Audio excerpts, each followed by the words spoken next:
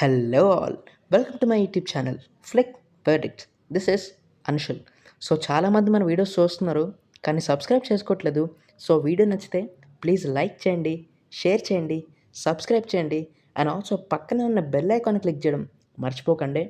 Now going to the video. Today let's discuss about the review of the film Pati Patni Aur Woh 2D, starring Ayushmann Khurrana, Vamika Gabbi, Vijay Ras in lead roles. Language Hindi.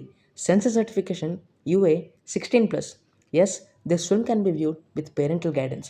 Children are also allowed to view it. Directed by Mudassir Aziz. First of all movie ఎలా ఉందంటే, movie అయితే just time pass cinema గేస్ అంతే.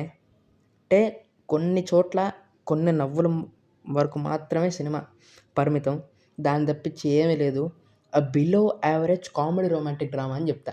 And ఇప్పుడు cinema ప్లాట్లోకి వెళ్ళిపోతే, plot చాలా simple guys. Prajapati Pandey అని ఒక ఫారెస్ట్ డిపార్ట్మెంట్లో ఆఫీసరు తన వైఫ్తో ఆనందంగా తన లైఫ్ని లీడ్ చేస్తూ ఉంటాడు.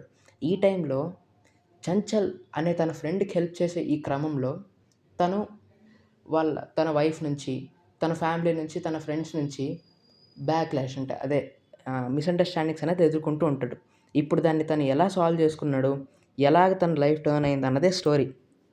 అండ్ ఇప్పుడు సినిమా అనాలిసిస్లోకి వెళ్ళిపోతే, సినిమా రన్ టైం మాత్రం చాలా క్రిస్ప్ అండి. 1 hour 57 minutes సినిమా. ఎందుకు టైంపాస్ సినిమా అంటే, ఫస్ట్ హాఫ్ రివ్యూ గురించి మాట్లాడుకుందాం, అందులో చెప్తే ఇదంతా. So first half review. Cinema first హాఫ్లో పర్లేదు గైస్, భరించవచ్చు ఫస్ట్ హాఫ్ అయితే. అంటే ఇది ఒక రెగ్యులర్ ఆయుష్మాన్ ఖురానా ఫిల్మ్స్ లాగే వెళ్తుంటుంది అదే ప్యాటర్న్లో. అంటే లైక్ బధాయో చూసుకున్నా కానీ, dream girl 1 or dream girl 2 చూసుకున్నా కానీ, సో ఈ సినిమాలాగే ఇది ఉంటుంది. అంటే సేమ్ అందులో ఉన్న ఆ ప్యాటర్న్ని, అందులో ఉన్న కాన్సెప్ట్ని డిట్టో నింపేసి ఇందులో పెట్టారని చెప్పను కానీ, చాలా వరకు మనకు చాలా పాయింట్స్ కానీ, క్యారెక్టర్స్ కానీ మనకి సిమిలర్ టచ్ని ఇస్తుంటాయి. అందులో ఎలాగైతే మనం చూసాం ఆ సినిమాల్లో సిమిలర్గా అనిపిస్తుంటాయి ఇది. కాబట్టి ఎక్కడ మనకు కొత్తదనం అనిపించదు. Ayushmann Khurana typical comedy romantic డ్రామాలా అనిపిస్తుంటుంది ఈ సినిమా. సో దానివల్ల కొత్తదనం ఎక్కడ ఉండదు. ఏదో సినిమా స్టార్ట్ అవుద్ది రెగ్యులర్గానే. కామెడీ సినిమాలు ఎలా స్టార్ట్ అవుద్ది, ఒక సైటరికల్ వేలో సినిమా స్టార్ట్ అవుద్ది. ఇంకా అలా వెళ్తూ కూడా పెద్ద ఎంగేజ్ ఏం చేయదు కానీ, కొన్ని లాఫ్స్ వరకు అయితే ఫస్ట్ హాఫ్ బాగా ఎంటర్టైన్ చేస్తుంది. మరీ ఫుల్ ఫ్లెజ్డ్గా అని చెప్పను, మళ్ళీ జస్ట్ ఫర్ సమ్ లాఫ్స్. ఇందాక చెప్పినట్టే వన్ వర్డ్లో జస్ట్ కొన్ని లాఫ్స్ వరకు మాత్రమే పర్మనెంట్ అని అట్లనే వెళ్తుంటుంది సినిమా. ఏదో వెళ్ళిపోద్ది సినిమా అలాగా. ఏదో మధ్యలో ఈ క్యారెక్టర్లు వస్తుంటారు, ఆ క్యారెక్టర్లు వస్తుంటారు, వాటికి మధ్య కాన్వర్జేషన్ జరుగుతుంటాయి, సిచ్యువేషన్స్ జరుగుతుంటాయి. సినిమా ఇంకా అలా బిల్డ్ అవుతూ లేయర్లు ఫామ్ చేసుకుంటూ వెళ్ళిపోతూ ఉంటుంది సినిమా. అలా పడుతుంది ఇంటర్వెల్.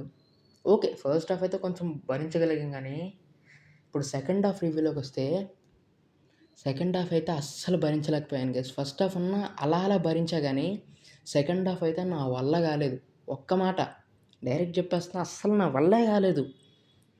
సో ఇంటర్వెల్ అంత చెప్పుకోదగినంతగా లేదు. పోనీ సెకండ్ హాఫ్లో బాగా నడిచిద్దా, ఫస్ట్ హాఫ్ కంటే అలా లేదు. ఫస్ట్ హాఫ్ కంటే డల్ అయిపోయింది సెకండ్ హాఫ్.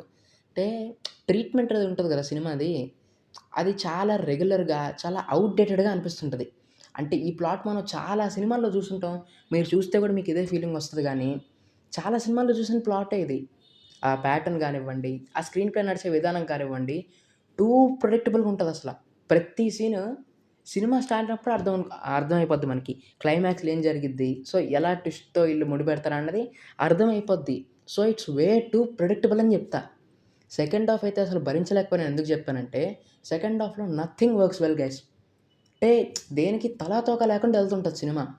ఒకసారేమో థ్రిల్ అంటాడు, ఇంకోసారేమో కామెడీ అంటాడు, ఇంకోసారేమో ఈ క్యారెక్టర్ని ఆ క్యారెక్టర్ని తిరగమరిగేసి కలుపుతాడు. ఏదో అసలు జనరేట్ అవ్వని కామెడీ, నవ్వురాని కామెడీ.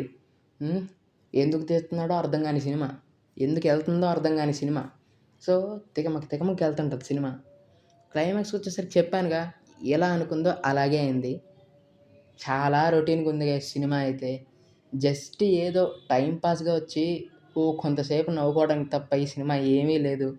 సెకండ్ హాఫ్లో జస్ట్ కొన్ని కామెడీ పోర్షన్స్ వర్క్ అవుతాయి అంతే, కొన్ని అంతే.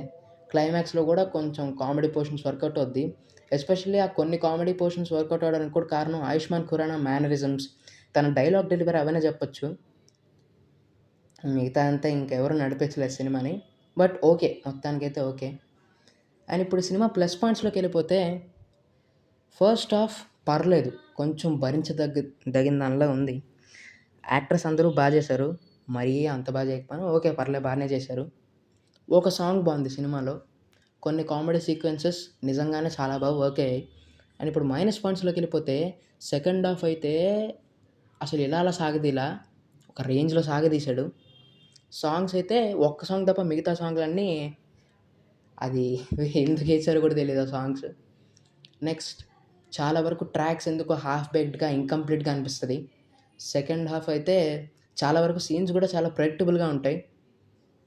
సో, అంతే గైస్. ఈ సినిమాకి నేనిచ్చే రేటింగ్ 2/5 అంటే నా వర్డిక్ట్ బిలో యావరేజ్.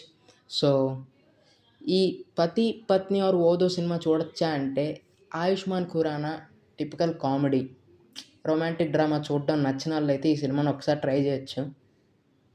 ఆ పాత సినిమాలు లైక్ 'డ్రీమ్ గర్ల్ 1, 2' నచ్చినోళ్ళు ఈ సినిమా కొంచెం దూరంగా ఉండడం బెటరు. ఎందుకంటే అదే నచ్చకపోతే ఇదేం నచ్చిద్ది. అందుకు చెప్తున్నా. So, thank you guys.